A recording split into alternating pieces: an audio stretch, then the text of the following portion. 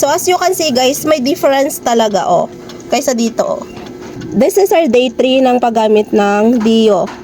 So ito yung gagamitin natin. Ito yung ginagamit natin every day. So as you can see guys, ayan, patubo na yung mga balahibo. Ayan. So ito yung nilalagyan natin ha. 1 arm testing lang tayo. So ito yung wala. Ayan, ito yung as you can see, grabe na yung pawis, di ba? Tapos, itong sa kabila, hindi masyado. So, ngayon, lalagyan natin. Pero na-amaze na ako dito, guys, kasi grabe, day 3 pa lang tayo, iba na yung improvement na kilikili natin.